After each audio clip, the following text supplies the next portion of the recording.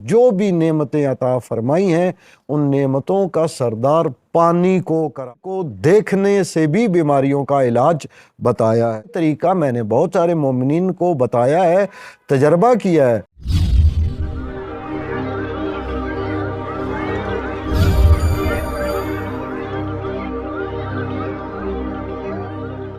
औज़ु बिल्लाहि मिनश शैतानिर रजीम, बिस्मिल्लाहिर रहमानिर रहीम।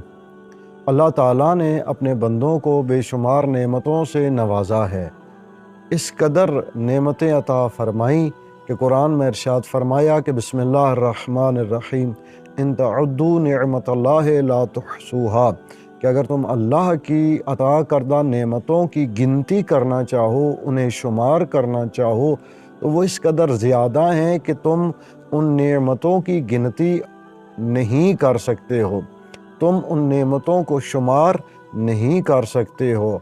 और उन नेमतों में से एक अजीम नेमत पानी अता फरमाया, जिसके बारे में रसूल खुदा सल्लल्लाहु अलैहि वसल्लम इरशाद फरमाते हैं कि सैयदुल अशरबते फिद दुनिया वल आखिरा अल माओ, दुनिया व आखिरत में अल्लाह ताला ने जितने भी मशरूबात खल्क फरमाए हैं, अल्लाह ताला ने अपनी मखलूक़ात को पीने के लिए जो भी नेमतें अता फरमाई हैं, उन नेमतों का सरदार पानी को करार दिया है। पानी की अहमियत का अंदाज़ा आप इमाम अली अलैहिस्सलातु वस्सलाम के इस फरमान से लगा सकते हैं कि इमाम अलैहिस्सलाम फरमाते हैं कि जिन लोगों के पास पानी भी हो और ज़मीन भी हो, उसके बावजूद वो अपने गलत रवैये की वजह से या सुस्ती की वजह से या अपनी नाकिस पॉलिसी की वजह से मोहताजी की ज़िंदगी गुजारें, अपनी ज़रूरियात ज़िंदगी को पूरा करने के लिए दूसरों के दरवाज़े पे झुकते हुए नज़र आएँ,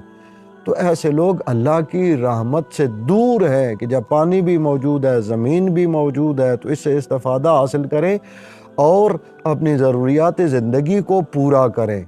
नबी अकरम सल्लल्लाहु अलैहि वसल्लम की अहादीस और अहले बैत अतहार अलैहिमुस्सलाम के फरामीन में पानी से इलाज के बहुत सारे तरीके बताए गए हैं। हदीस है कि हुज़ूर इरशाद फरमाते हैं कि ठंडे पानी से इस्तंजा करो कि ये बवासीर को ठीक करता है। ठंडा पानी अगर इससे इस्तंजा किया जाए तो बवासीर का मर्ज़ दूर हो जाता है। इसी तरह अमीरुल मोमिनीन इमाम अली अलैहिस्सलातु वस्सलाम एक और बीमारी का पानी से इलाज बयान करते हुए फरमाते हैं कि जो शख्स बुखार से तप रहा हो, यानी जिसे बहुत ज़्यादा बुखार हो, उसका बदन आग में झुलस रहा हो, तप रहा हो बुखार की वजह से, तो उस पर ठंडा पानी डालो। क्यों? इसलिए कि ये बुखार की हरारत को ख़त्म कर देता है, यानी बुखार का इलाज ठंडे पानी से किया जा सकता है। और इमाम अलैहिस्सलातु वस्सलाम की एक और हदीस है जिसमें इमाम अलैहिस्सलाम फरमाते हैं कि बुखार के लिए ठंडे पानी और दुआ से बेहतर कोई इलाज नहीं है। ठंडे पानी से आप बुखार का इलाज कर सकते हैं। इमाम सादिक अलैहिस्सलातु वस्सलाम मुख्तलिफ बीमारियों का इलाज पानी को करार देते हैं। फरमाते हैं कि ठंडा पानी हरारत को ख़त्म करता है, यानी जिस्म में, बदन में जो गर्मी है उसको ख़त्म करता है। जैसे मिसाल के तौर पर मैदे की गर्मी है, जैसे मिसाल के तौर पर मसाने की गर्मी है, जैसे जिगर की गर्मी है, तो ठंडा पानी पीने से ये बदन की गर्मी कम हो सकती है और ख़त्म हो सकती है। फिर फरमाते हैं कि ठंडा पानी सुफरा को साकिन करता है। सुफरा यानी जिसकी वजह से इंसान यरकान का मरीज़ हो जाता है, इंसान का चेहरा पीला जर्द हो जाता है, इंसान की आँखें जर्द हो जाती हैं। तो यरकान के मर्ज़ में मुब्तला शख्स भी अगर ठंडा पानी पीने में इस्तेमाल करे तो इससे शिफा हासिल होगी। इमाम अलैहिस्सलाम फरमाते हैं कि पानी मैदे की ग़ज़ा को हज़म करता है। अगर किसी शख्स की ग़ज़ा दुरुस्त तरीके से हज़म नहीं होती है तो उसे ठंडे पानी का इस्तेमाल करना चाहिए, इससे मैदे की ग़ज़ा अच्छे तरीके से हज़म हो जाती है। इमाम अलैहिस्सलाम फरमाते हैं कि ठंडा पानी बुखार को दूर करता है, यानी किसी शख्स को बुखार है तो उसे ठंडे पानी से चेहरा धुलाएं, उसको ठंडे पानी से वुज़ू कराएं, उसके ठंडे पानी से हाथ और पाँव को धोएं, तो इंशाल्लाह इस मर्ज़ से नजात मिलेगी। उबले हुए पानी के बारे में अमीरुल मोमिनीन इमाम अली अलैहिस्सलातु वस्सलाम इरशाद फरमाते हैं कि ये हर चीज़ के लिए फ़ायदा मंद है اور اس میں کسی قسم کا کوئی نقصان نہیں ہے، کوئی ضرر نہیں ہے، یعنی ابلے ہوئے اور گرم پانی میں فائدے ہی فائدے ہیں۔ حضور اکرم صلی اللہ علیہ وسلم نے اور ائمہ اہل بیت علیہ السلام نے پانی کو دیکھنے سے بھی بیماریوں کا علاج بتایا ہے۔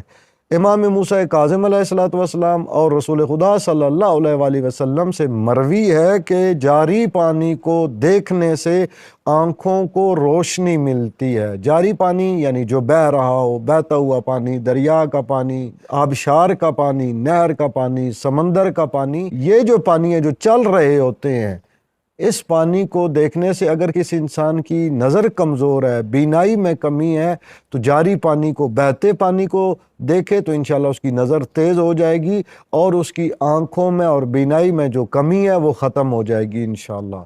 دنیا میں جتنے بھی پانی پائے جاتے ہیں وہ فائدہ مند ہیں، لیکن اگر میٹھا اور شیریں پانی ہو تو اس کے فوائد زیادہ ہیں، اور اگر آب زمزم ہو تو اس کو تو تمام پانیوں پر فضیلت حاصل ہے۔